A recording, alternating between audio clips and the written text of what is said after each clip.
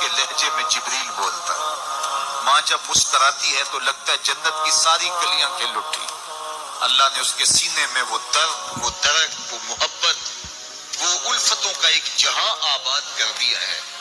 ماں تو پھر ماں ہی ہوتی ہے، اس کے سینے میں رکھا ہوا پیار تو ایک عجیب کائنات ہے، تڑپتی ہوئی ممتا ایک الگ ہی جہان ہے۔ کبھی آپ نے دیکھا ہو کہ بچہ گھر سے نکلتا ہے، دنیا کی بڑی بڑی دانشگاہوں میں اس کا انتظار ہو رہا ہوتا ہے، لوگوں کو عقل و بینش سکھانے جا رہا ہوتا ہے، اس کی ایک ایک بات کو لوگ موتیوں کی طرح جھولیوں میں ڈالتے ہیں، اور دنیا کی دانشگاہوں میں، یونیورسٹیوں میں اور درسگاہوں میں لوگ اس کے موتیوں جیسے جملے سننے کے لیے بےتاب ہوتے ہیں کہ یہ عقل و بینش کا مرکہ ہے، یہ فہم و ادراک کا پہاڑ ہے، اس کی باتیں زندگی گزارنے کا گر سکھاتی ہیں، تو لوگ سیکھنے کے لیے جمع ہوتے ہیں۔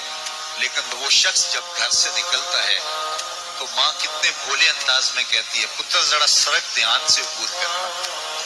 جو دنیا کو عقل و بینش کا سبق سکھانے جا رہا ہے، اس کو یہ بھی نہیں پتا کہ سڑک کیسے عبور کرنی، لیکن ماں کے پیار کا روپ ہے، یہ ماں کی محبت کا تیور ہے، یہ اس کی الفت کے رنگ ہیں۔ اور جب تک بچہ گھر پلٹ نہیں آتا، بیٹا واپس نہیں پہنچ جاتا، ماں کے دل میں کھٹکا رہتا ہے اور وسواس میں رہتی ہے، اور بیٹے کے لیے دعائیں مانگتی رہتی ہے کہ میرا بیٹا خیر سے گھر پلٹ آئے۔ ماں کے سینے میں اتنا پیار کیوں ہے؟ دکھ جھیل لیتی ہے، تکلیفیں گوارا کر لیتی ہے۔ غریب مائیں تو بیٹوں اور بیٹیوں کا پیٹ پالنے کے لیے کسی کے گھر کے برتن بھی مانجنے پڑیں تو اس سے بھی گریز نہیں کرتی، تکلیفیں سہ لیتی ہیں، اذیتیں گوارا کر لیتی ہیں، لوگوں کی غلامیاں قبول کر لیتی ہیں۔ مائیں اپنی اولاد کے لیے کیا کچھ نہیں کرتی؟ ماں کو اپنی اولاد سے اتنا پیار کیوں ہے؟ ایک ہی جواب ہے، اس لیے کہ ماں نے اولاد کو جنم دیا ہے۔ میرے جملے کو دل کے کانوں سے سننا، جس ماں نے جنم دیا ہے وہ اتنا پیار کرتی ہے، تو جس رب نے خلق کیا ہے وہ کتنا پیار کرتا ہے۔ جنم دینے والی کے پیار کا ٹھکانہ کوئی نہیں، تو جو خلق کرنے والا ہے اس کے پیار کا اندازہ کون کر سکتا ہے؟ تو ماں گوارا نہیں کرتی کہ میرا بیٹا بھوکا رہے، تکلیف میں رہے، بیٹا بھوک میں تڑپے تو ماں بے چین ہو جاتی ہے۔ تو جو 70 ماؤں سے زیادہ پیار کرتا ہے، اس نے کیسے گوارا کر لیا کہ میرا بندہ بھوکا رہے؟ سحری کا کھانا کھایا ہے، کڑکتی دوپہر ہے، برستی گرمی ہے، زباں پہ پپڑی جم گئی، حلق خشک ہو گیا، کھانے کے لیے پینے کے لیے سب کچھ میسر ہے، لیکن کہا نہیں ایک گھونٹ بھی نہیں لینا، وضو کرتے بھی احتیاط کرنا ہے، حلق سے نیچے کوئی قطرہ اتر نہ جائے، کچھ کھانا بھی نہیں۔ 70 ماؤں سے زیادہ پیار کرنے والے رب نے یہ کیسے گوارا کر؟ اس مسئلے کو سمجھنے کے لیے پھر دوبارہ ماں کی آغوش میں آنا پڑے گا۔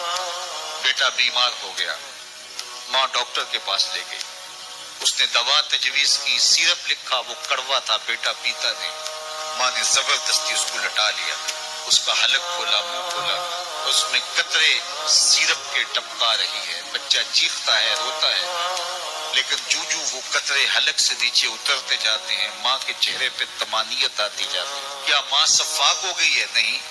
ماں کی ممتا چھن گئی؟ نہیں۔ وہ جو بیٹے کی آنکھ میں آنسو نہیں دیکھ سکتی تھی، وہ تڑپتے ہوئے بچے کو دیکھ کے مطمئن کیوں ہے؟ کیا ماں کی ممتا رخصت ہوگی؟ جواب نہیں۔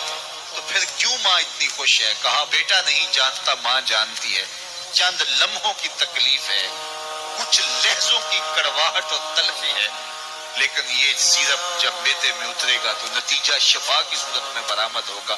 ماں کی نگاہ اس کڑوے سیرپ پہ نہیں، ماں کی نگاہ نتیجے پہ ہے۔ کہا 70 ماؤں سے زیادہ پیار کرنے والا رب تمہیں بہت پیار کرتا ہے، لیکن بھوک اور پیاس اس لیے گوارا کروائی جا رہی ہے لعلکم تتقون، اس کا نتیجہ تقوی کی صورت میں برآمد۔ تمہیں اتقاء کی دولت ملے گی، تم تقوی کا دور پالو گے۔ اس لیے یہ مہینہ ایک موقع ہے، ایک فرصت ہے، ہم اس فرصت کو غنیمت جانیں اور اپنے نفس کو قابو میں کریں۔ روزہ ہمیں بہت کچھ سکھاتا ہے، اس سے وہ سب کچھ سیکھیں اور اپنے من کو سنوارنے کی کوشش کریں، تو جب ہم تقوی کی دولت پالیں گے تو روزے کا مقصود حاصل ہو جائے گا۔